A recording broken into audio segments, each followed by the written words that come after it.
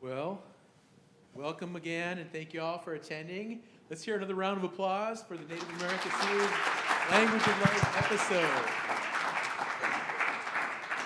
Wonderful, wonderful series. And my name is Shawn Spruce. I'm the host of Native America Calling, and I'm just so excited to be here this afternoon at this screening event.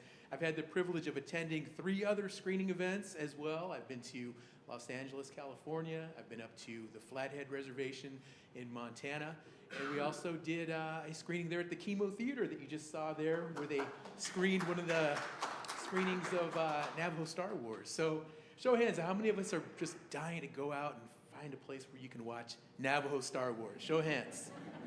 Okay, I see quite a few people. How many people are just dying to go out somewhere in Tennessee or Georgia and go looking for a cave with ancient Cherokee syllabary on the walls? Show of hands. Okay. And how many of us would love to just go up to Maine and travel out to the island there that was documented there with the Passamaquoddy people? How many would like to do that? Okay. All right.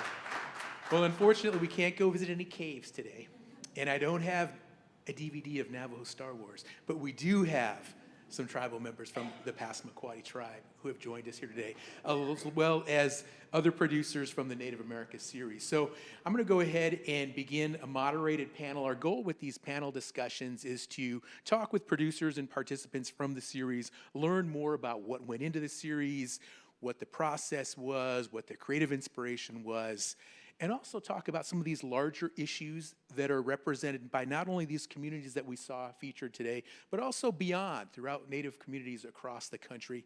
And also talk a little bit about the media and its representation of Native people in various formats. All right. I also want to welcome our audience who is not here in person, but is streaming the event live. This event is being streamed off of NativeAmericaCalling.com. So wonderful for those folks who are joining us. Appreciate you joining us virtually as well. Native America Calling, of course, broadcast every day, Monday through Friday, live on over 80 stations, tribal, community, and public stations, as well as folks who stream the show live. And interestingly enough, the show is actually airing right now. It airs from 1 o'clock to 2 o'clock p.m. Monday through Friday. So I got the day off from hosting so I could come here and hang out with y'all. So I'm really excited about that. Alrighty, so I'm going to go ahead and just introduce all of our guests here. Immediately to my far right is Mr. Gary Glassman, and Gary is the executive producer of the Native America series. He's also the founder of Providence Pictures, and he has collectively produced over 60 documentary films over the years, both nationally and internationally, and they have been featured on some of the most prevalent and high-profile media organizations and networks throughout the world. So let's give it up for Mr. Gary Glassman.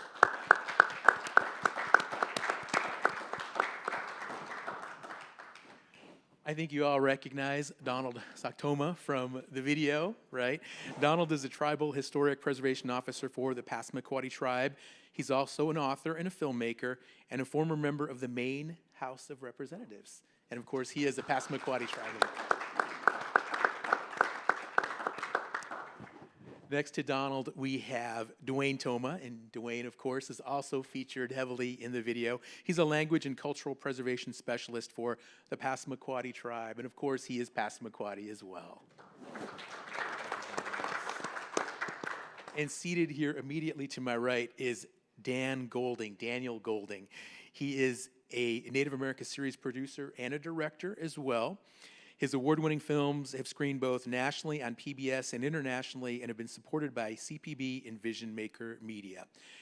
Daniel is also a traditional singer and is a language revitalization advocate, and he is Kachan. Daniel Golding.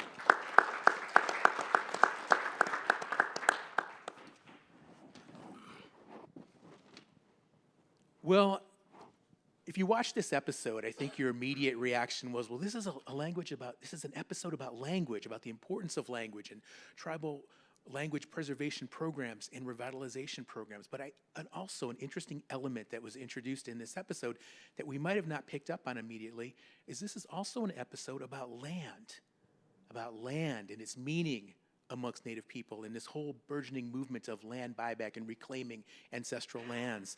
So I would like to ask Donald to begin the conversation, because we saw the journey to Pine Island and the ceremonies and the activities that took place. What is the current status of Pine Island there now, Donald, and what types of activities are you folks doing there?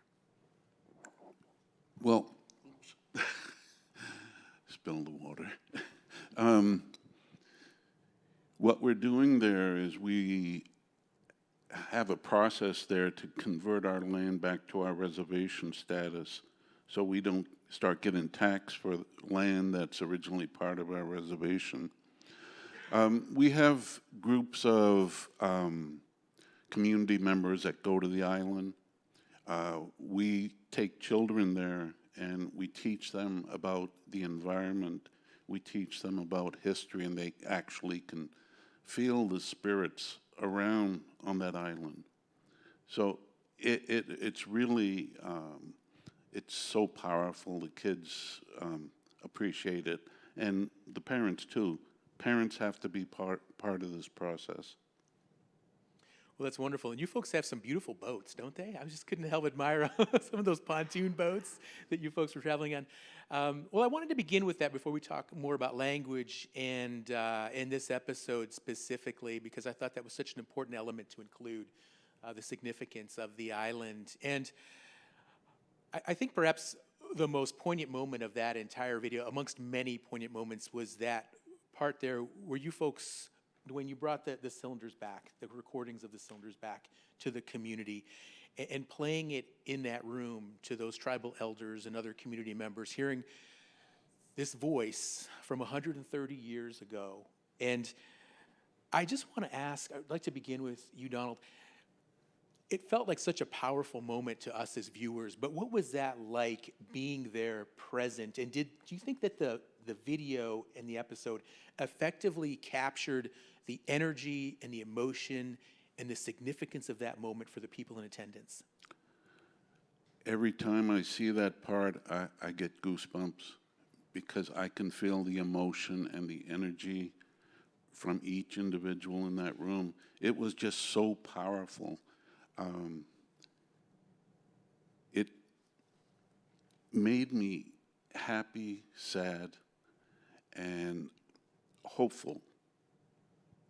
All of them combined. It's hard to describe, but seeing the feelings coming from our elders in our community, and seeing their faces when they're hearing the words of the ancestors coming back, it just gave me hope for the future.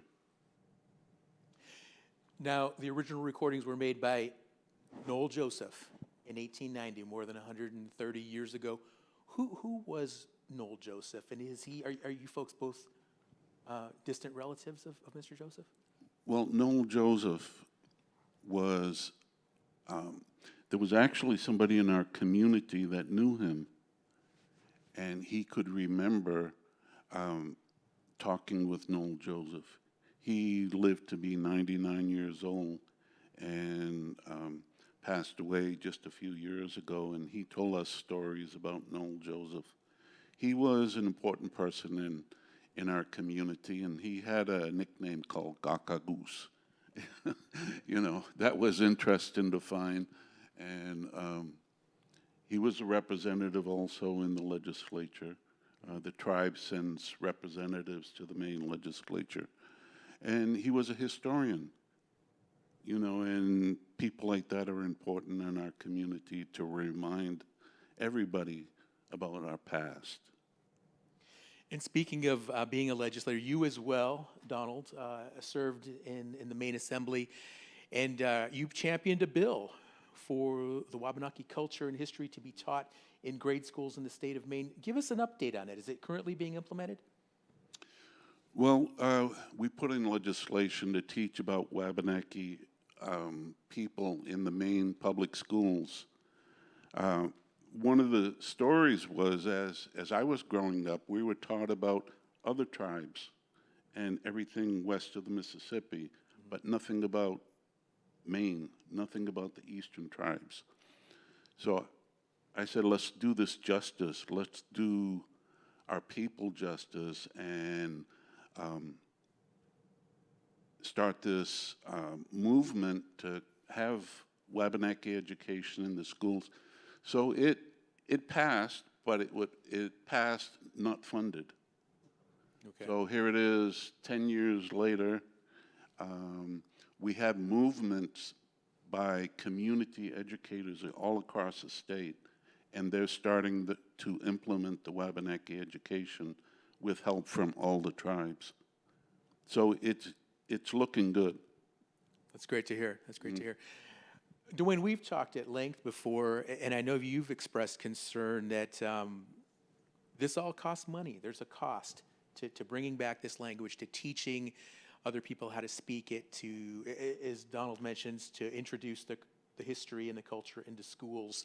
And I know that's a big passion of yours, and we'll talk about that a little bit more. But I also just want to, again, acknowledge that you are the youngest fluent speaker of the Passamaquoddy tribe. But I imagine that is not a title that you want to hold on to forever, right? The goal is for you to be dethroned by somebody younger than you. And has that happened yet? Or maybe the question to ask is, when do you think that will happen? Well, I think it's happening now as we speak. It's work in progress. You know, it's a continuous effort to revitalize language because of all the different factors on language dissipating at such alarming rates. So we work collaboratively with different people and a lot of different community members as well by interacting with one another, eating with one another, gathering with one another, gathering medicines together. All these different functions to be able to engage with one another in the language is probably the only way that we're going to change that pendulum. Now, when did you first learn about the existence of these wax cylinders, and what was your initial reaction? I first initially heard about them when I was a young gentleman. They were on tapes, but I didn't really know much about them. And then finally I heard about them, and then the moment that I heard the cylinders, I got real emotional, just like I got very, very emotional here today, as well as every time I watch this film, you know, because the impacts of the language and how the language is language loss is all over the place. And I just hearing my ancestral voices, our ancestral voices, it just brought me back to hearing my grandmother, all my relatives speaking. It was just such a comforting feeling. Mm-hmm.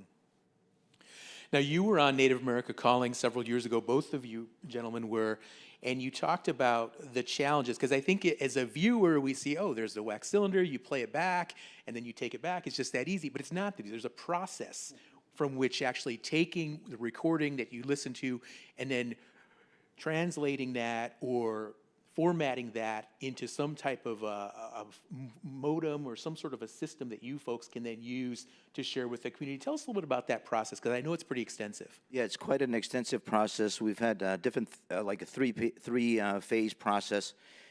We would actually listen to the cylinders and really take a lot of time to listen to the cylinders. Really time-consuming, listening to every syllable, every word, to make sure that we actually have it correct. And then we would take it to the community and our elders, and sit with our elders to be able to see some of the things maybe I might have missed or somebody else might have missed, to be able to screen some of this process. And then once again, take it into the communities and sharing songs and stories with everybody in the communities. And I'm curious to also know, what is the feedback you're hearing from the community now that this episode has been aired? It's public now. What are they saying about not just the history and the significance of the cylinders, but just watching their story here on this PBS series? A lot of things I hear is Medjida Yudgilung Tiyotiban. Medjida Yudgilung Tiyotiban in our language means we are still here. It's really a powerful statement when people hear that in my community, knowing that language is still happening in our community after what we've been faced with and we're working collaboratively with different institutions and agencies to be able to do the right thing when it comes to a lot of this intellectual property. It's really been a wonderful journey. Dan, I want to bring you into the conversation now because as it was shared in the episode, currently approximately 170 native languages nationwide.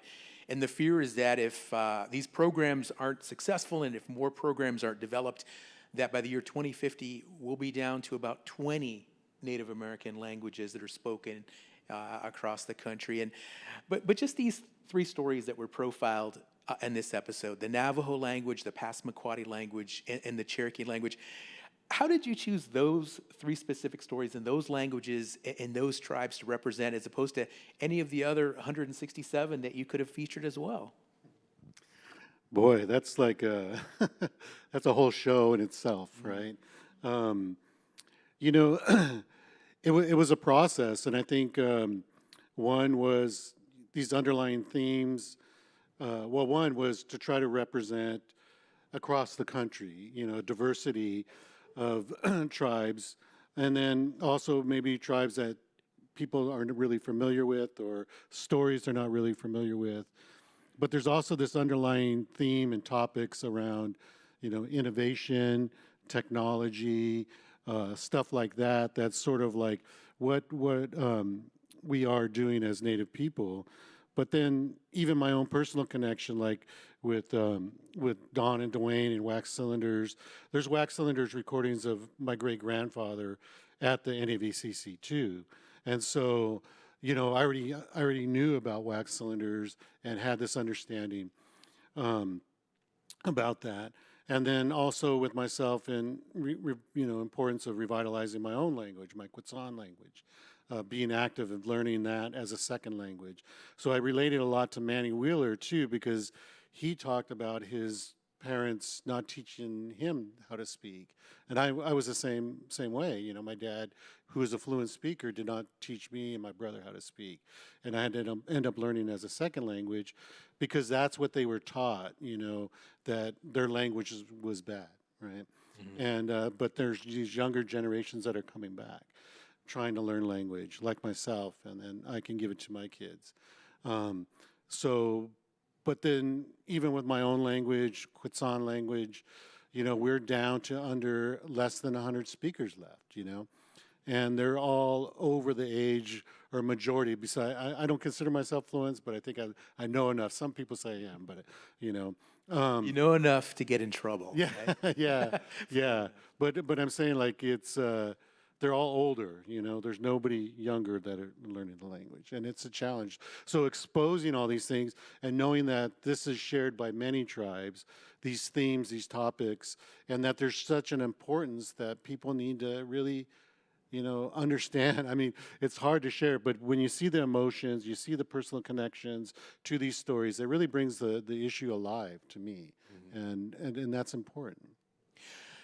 Dan, we've talked before. Gary, we've talked at length. I've talked with some of the other producers as well. And one of the overarching goals that you folks had to achieve going into this project was to gain the trust of the individuals and the communities and the stories that were represented. And there have been so many documentaries made about Native people and Native culture, and some better than others. But walk us through that process a little bit. With what does it take to gain the trust of folks like Donald and Dwayne and the other participants who were featured in the video? You know, and we talked about this. We were actually talking about this morning over breakfast. But you know, there's like this unspoken understanding. You know, when you're talking to somebody who's kind of experienced the same experiences that you have, like you don't have to like explain these things, right? You just kind of know, right? And I think that is important for us to have that, you know, connection. You know, you don't have to like explain people, and you can go beyond sort of this layer of conversation to dig a little bit deeper. You know, go a little bit deeper and you know, discuss these shared experiences that we all have as Native people. And so there's building that trust and understanding. Like we've had conversations on the phone. We talked a lot. It was building this trust because, I live in Yuma, Arizona, and they live in Maine. So we're like way literally on the opposite side of the United States, from one border to the other. And to sit and talk and really build these personal relationships and shared stories, I think was powerful, and it builds from there, right? And Dwayne, I'm curious to hear from you, because when did you and Donald know that you could trust Dan and Gary and the other producers? What did they do to earn your confidence? For me, I think it was really, it's really an unspoken rule when you come in contact with someone that has been there, that has identified with some of the struggles. So to me, it really was an unspoken rule for me, knowing that I put my trust in him, and he didn't fail me. Absolutely. Gary, we've talked a lot. Excuse me, he didn't fail us. Excuse me. Sorry, I just wanted to say that real clear because, but I know it was us we were doing this, so I wanted to be real clear about that because it is about us. So I just want to clarify that. Thank you. Yeah, thanks for doing so, Dwayne. Absolutely.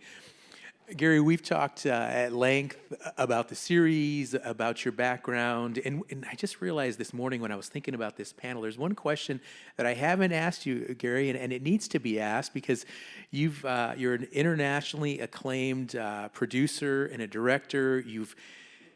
You filmed in the pyramids in Egypt. You filmed in the Roman Colosseum. But what was it that brought you to Native America? What made you decide to undertake this series specifically and profile stories from across Native America? I had done a documentary on the Maya for the Nova series, and there I was in the middle of the Honduran jungle in this city of Copan. There had been a dynasty of rulers there for 400 years, and the city had incredible architecture and art, and the Maya had their own language, writing system, and a pantheon of gods. And there it was in the middle of, in Central America, and it dated to around the year 400. And I thought, how did it get here? And how is it related to the rest of what's going on in the Americas? And so I just started researching and investigating, and I saw that there is, in fact, this incredible world created by America's first peoples that we just don't hear about. And so we did the first series. We did season 1, which was really all about the world created by America's first peoples. A world of 100 million people connected by social and trade networks, a foundational belief system that was shared amongst, many of the cultures. And so it started there. And after we did season 1, we just thought, well, as Dwayne just said, the big takeaway from that was Native people are still here. So what's going on today? How can we tell what's happening in Indian country today? And that's where season 2 came from. So there have now been 2 seasons, and one of the features that makes this such an impressive series is the fact that you have so much Native talent both behind and in front of the camera, and you assembled a fantastic team of Native producers and directors. Daniel is just one of those individuals. Tell us a little bit about that process, Gary. How did you pick this team, and how did you coordinate and just lead the whole project from there? Well, that was a really important part, and I think, talking about trust, first of all, we had to create trust amongst our own team. None of the producers knew me before, and I didn't know them. And so it took, team building amongst our core team. But it was just so important because, as you know, as you're hearing, Dan, I don't have the same experience as Dan and Jen and Boots and Pam have growing up Native, but there was so much unspoken shared experience between the producers and the communities in which they worked with. And that's not to say that, you know, all communities are the same or all cultures are the same, but there are things like language loss that is shared amongst people, and so that could be related that way. Now, I also heard you mention, we talked a few weeks ago, and to you it was very important that when you went into these communities and you shared these stories, that you didn't just take them and leave, because that's a habit, unfortunately, with other documentaries, is that producers will come in, they'll take the stories, they'll leave, they won't give anything back, they won't come back. And it was very important that this series, that wasn't the case, that you would give something back to these communities in addition to just telling these stories. And I want to ask, Donald, do you feel that Gary and the other producers lived up to that goal of giving back to your community as well? Yeah, he followed through with what he told us. We have the actual raw footage of everything, you know, and we can use it as we see for our small community films, because he covered a lot of material. Both of them covered a lot of material. One thing I wanted to mention about trust was in 1890, when our ancestors sat around that tree with Fuchs and his wax cylinders, they trusted him. And then 130 years later, we're trusting the film, you know. So it made the full circle. It really did. And that one young woman, she acknowledges it's that same technology that is still persisting. And Gary, you were going to add? Yeah, I just wanted to say that one of the things I think distinguishes this series is that it really comes from the ground up, from the communities themselves. And we, amongst our team, committed to staying open to whatever came at us. And we had to, you know, work at shifting our expectations about what could happen, and when things didn't go the way we had planned, how we could, you know, improvise around that, create a new scene.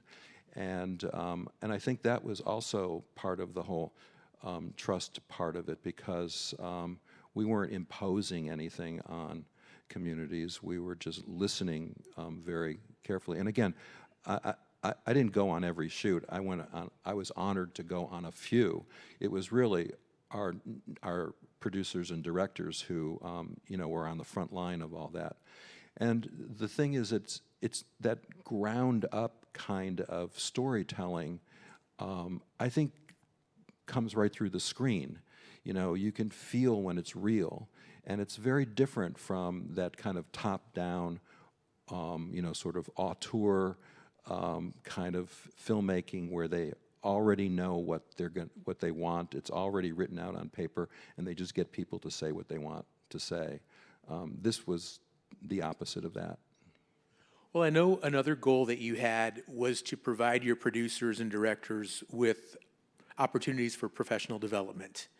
And when speaking with some of the other producers, they mentioned never having worked on a production of this size, never having just been given as much authority or as much creative control as was provided on this series. And Dan, I'd like you to talk a little bit about how you were able to benefit from some professional development opportunities through your role as a producer and director in the Native America series, season 2. Yeah, so being an independent producer director, you know, I'm used to, like, you know, wearing many hats, as most independents know. You know, you're writing grants, raising funds, you're doing all these things.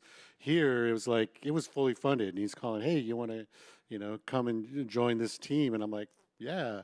But it was also new because it was like a docu-series. It was a series, which is something that I'm not used to doing or haven't done. So I looked at it as like a great opportunity, but a challenge to learn from people that have done this.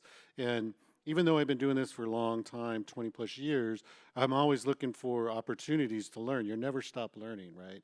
And so that's what I was doing. And so Gary giving me the opportunity to produce direct this episode, but also later on, I co-produced another episode.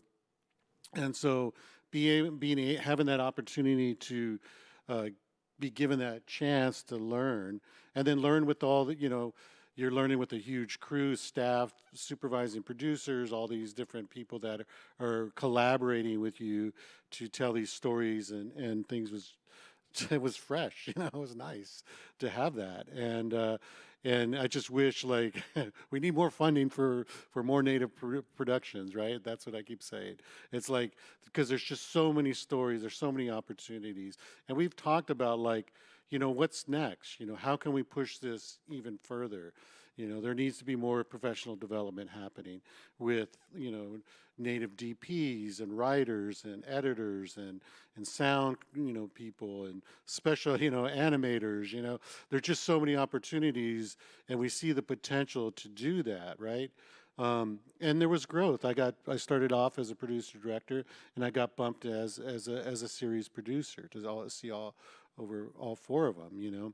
And so there was growth within, and, you know, it's just been, it's about, you know, collaboration, right? It's about working together and really being able to think that, you know, and I think that's what we did as a whole team with Providence Pictures, but also it was a collaboration between me and Don and Dwayne, Manny Wheeler, you know, and Tom Belt, all these people. I think that was the key, is to think about it like that. So there's a lot.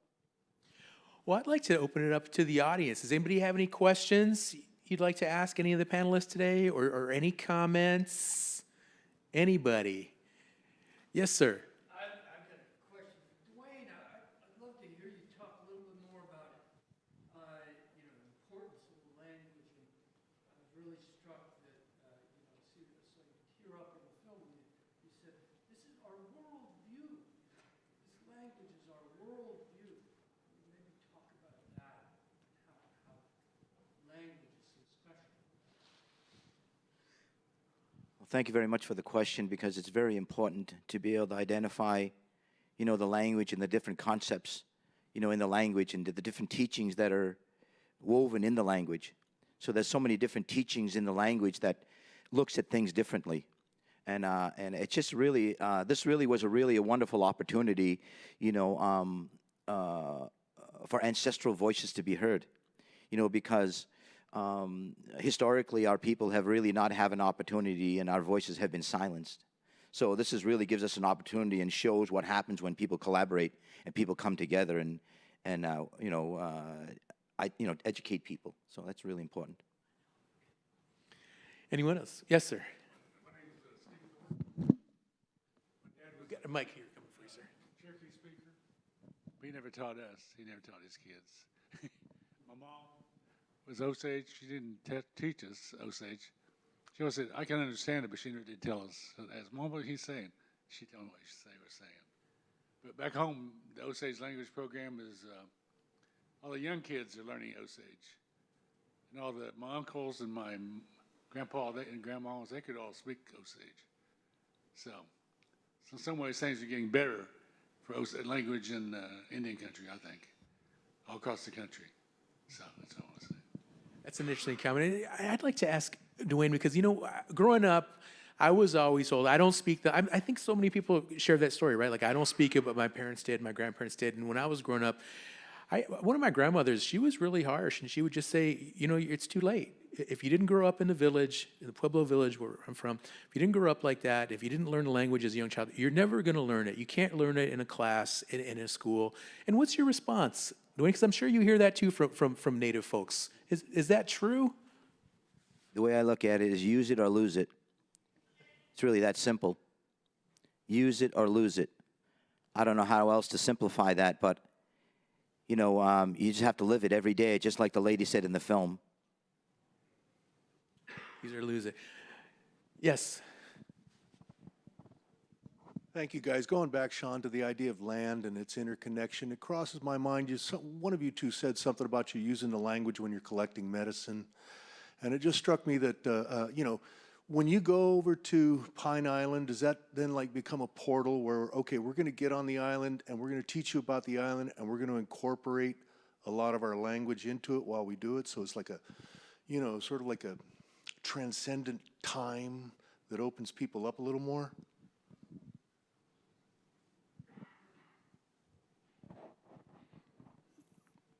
Well, we have we have 2 grammar schools, and for the kids to graduate, they have to go through a cultural class and learning the language. When we take them to the island, we have ceremonies, we have the water ceremony, and our cultural teachers speak in the language. And I think it opens the eyes of the children about the whole environment, of the ecosystem, and the connection of language and being who we are and nature. So yeah, it is a portal in a way, but every place for us is a portal. You know, it's always an opportunity to learn and to share. I have a quick question, but how long is that boat ride to the island from? Maybe 20 minutes. 20 minutes, okay, all right. Hello, my name is Diane, and I'm here with Steve. I'm Osage and Cherokee also, as it turns out, and a filmmaker. But I was struck by something really important. The most moving moments in a film filled with so many of them, so heartfelt, was when you become aware that the importance of things that cannot be bought, cannot be paid for, and their importance and their endurance in all of our lives, and what you did could not have been bought and paid for. But yet we live in a society, in a world where everything is judged by that.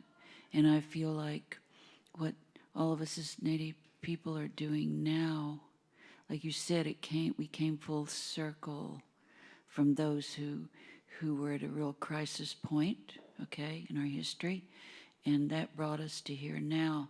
And as this point in history, we're all been brought full circle. What you're doing is really very important, no longer just for us, but for everyone as we go forward, because things are just getting more and more perilous. So I thank you as another Native person and we know that this is happening in Maine, and we know it's happening in different places all over the world too, so. Thank you for sharing. Anyone else? Thank you. My name's Clancy Joe. I'm a Cherokee as well. And I was just wondering, first of all, I'm incredibly disappointed that you had to buy back Pine Island. That is horrible. But I'm curious, how did you end up doing that? Obviously it must have been some kind of community effort, but if you could just elaborate, I'm really interested. Well, having allies is really important for us. In the past, we were one of the poorest communities in Turtle Island, and we saw the value of having allies and having people that actually listen and actually, when they say something, they do it. So we started working with conservation groups, and we did a fundraising, and that really helped us. And it's still helping us because we're in the process of getting more sacred space back. Hi. All right. Hi, first, thank you so much for sharing something so special with the world, and that just takes so much vulnerability, so incredibly grateful. In my field of work, we are presently dealing with language erasure, and thank you so much for highlighting how much Mayan cultures are being impacted and can learn as well. As children are forcibly separated from their parents and then returned by the time they've forgotten their language, is there a singular recommendation or a pearl of wisdom from anyone that you would make to the families or to government officials in charge of implementing these policies on how to correct course after that chain has been broken and children have to reintegrate so that there is a future for that group?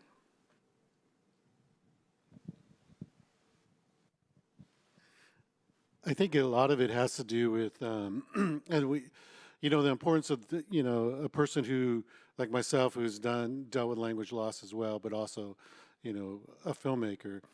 But I think it all has to do with, there needs to be more investment in bringing these languages back, to helping Native people, supporting them to try to do what they can to correct the wrongs that were done to them. It's simply a moral issue, right? It's something very important that has to happen. You can see the emotion around the language loss in the Passamaquoddy community, definitely, when you see the table and the personal discussions where Hilda, right, was emotional about how she felt bad, for doing something that she had no response. It really wasn't up to her, but she feels this personal guilt, and that's the trauma that's still there in our communities, right? That you see and you experience. I feel guilty, right? And I think that's what people need to understand. Like, when this is lost, it's generational, intergenerational. So there's got to be much more investment in communities and giving something back to them to rebuild. And I think that's the key. I feel strongly about that. And I think that's what needs to happen. Dwayne, I'd like you to chime in because I know you're essentially a one-person operation in terms of your language program. And let's talk a little bit about the resources and what it takes to really get a robust language program. What do you need? What do you need to make it a reality that you're no longer the young? There's all kinds of young speakers of the language. Well, what all do you need? Is it just a check? Is it as easy as writing a big check, or do you need more? It's not that easy. I wish it was that easy to be able to just write a check and make it happen. It's not about the money. It's about the connection we have with one another, the relationship that we're building with one another, no matter what culture you come from. And I'm sharing with you my own personal experience and why I'm where I am today is because I built a relationship with my grandmother. I was on her hip. I listened to her. I trusted her.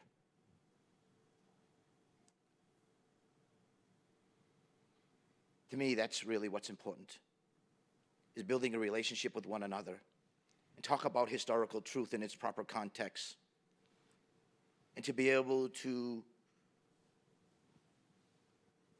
express it in our language like Gigat does WOG and healing. We need this throughout the world. And these cultural concepts and these teachings of our people have been so suppressed because of power and domination. And a disconnect from our lands and our culture. It was a direct,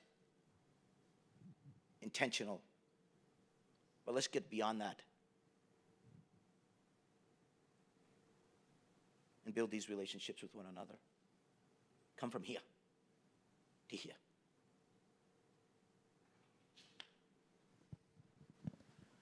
Anyone else?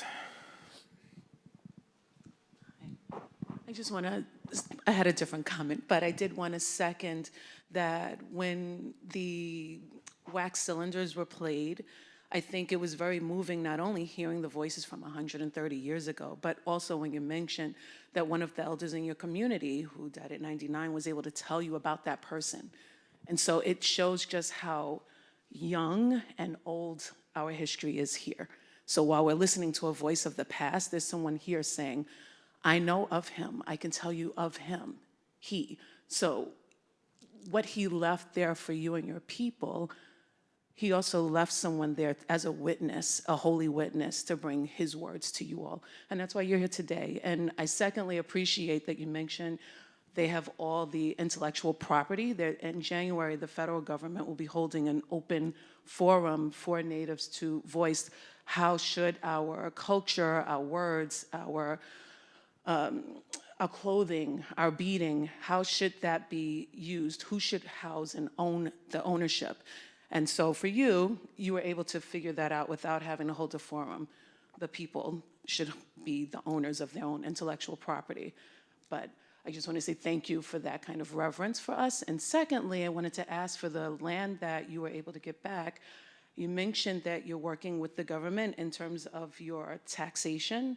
And I asked because I know the Oneida Nation attempted to get their land in New York back in like 1998, 1999, and they bought it, but they still had to pay taxes on it. So I was just wondering, in terms of that movement, I'm glad that you got your land, but if the government is able to support you and the community and your access to it. Well, we're in the process of turning that island into trust status. It's so complicated. There's fee status where you pay taxes, and then there's reservation status, and then there's trust status. And because this was a part of our original treaty, we felt it should automatically come back, and the government agrees with that. And it's just a matter of time when that process changes. Come on, let's do a real round of applause. All righty. Folks, if you can see up on the screen, we have a QR code. We invite you all to take a short survey. We'd really love to get your feedback, your comments, any suggestions you can provide to help us as we move along with these screening events and promoting the Native America series on PBS. And does anybody else have one more burning question at this point? Okay, looks like we have one more burning question, and I think we're going to go ahead and wrap it up for that. Oh, two more? Okay.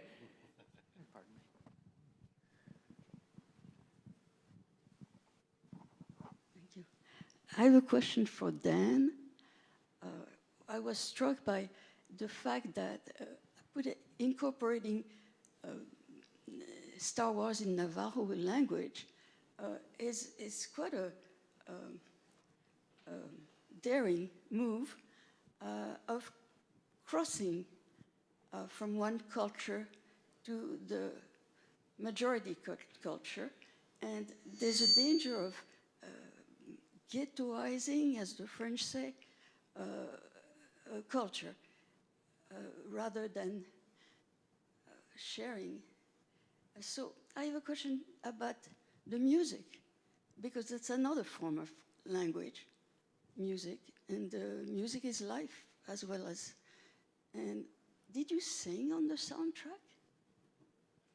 Did I sing? Yeah. No, I didn't. I didn't sing on this, but other people did.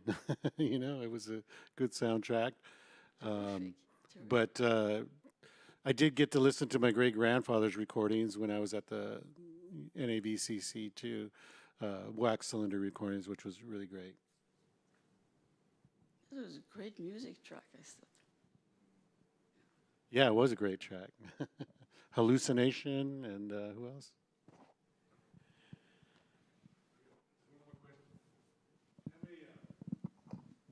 How many nations have their wax cylinder recordings over the whole country? Many, or a few, or? I think there's hundreds, if not close to thousands. There's warehouses. That's good. That's a good thing. That's good.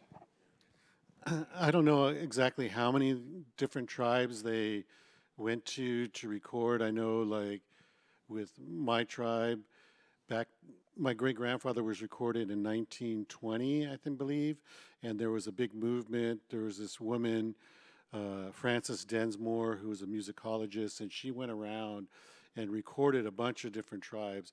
And she was in those old photographs with the phonograph, you know, that was Frances Densmore. So I know there's like thousands of cylinders. You know, get a hold of, contact Library of Congress. You can search stuff online. They're willing to work with people they want to get the cylinders back, right? And so reach out to them and see, they may have recordings on your family or your tribe.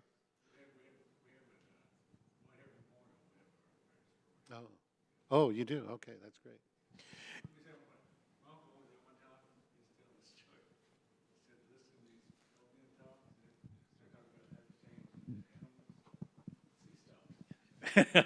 So I don't want to do that. And so all of these different cylinders that exist, have they all been shared with tribes, or are there still some that have not been reconnected? I think they've all been shared at one point, maybe, unless there's other cylinders, because I know they had the wax cylinder project back in the 1970s, wasn't it? Where they originally transferred the wax cylinder recordings to cassette, but the recordings were just straight transfers, right? So they were horrible, you know, like they gave back recordings to my tribe, but you couldn't really hear them because it was all staticky. They were at the wrong speed, all these things. So you couldn't really, there weren't much use. But so there was a list, and there was a time where all those things were given back at one point. But now with the new technology, with what they did with the Passamaquoddy cylinders, with this new laser assisted needle, now you can really clean them up. You can digitize them. You can hear them much clearer. They're at the right speed. And so now it's a matter of getting those back to the tribes, right? The more newer, cleaner versions. I thought you were going to say they had them recorded on old 8-tracks or something like that. You know, we had a screening at the Library of Congress, and I can tell you that Donald and Dwayne are like gods at the Library of Congress because of what they've been doing. And I mean, the Library of Congress people are incredible allies. I mean, if you just contact them, they're more than willing to help. And you know, do whatever they can to make sure that those recordings get to the proper people. But the cylinders themselves, they do stay within the possession of the facility. Is that correct? Is that an issue at all with you folks? Not with Donald us. and Dwayne? That's No? the safest place to have them. There'll be new technology coming up, and who knows what's going to happen. Yeah, and I think that's important because when we were there, they actually have a couple of Passamaquoddy wax cylinders that are broken, and they're not able to be played. So there's still information that has not been shared, that has been recorded. So new technology, like Don was saying, may be coming around where you'll be able to get what's off those broken cylinders at some point. Either piece them together digitally or some fashion like that. You know, so there's opportunities still happening. All right, anybody else? I mean, I'll stay here all afternoon. I don't have to host the show today. I'm okay. Yes, sir. Thanks a lot. In terms of a way to potentially bring more of your native languages back to the rest of us, is there any movement in mapping or just naming of places more openly so that wherever any of us travel, we'd see, well, that's the real name of this place? Yeah, in my community, we have developed an interactive place name map.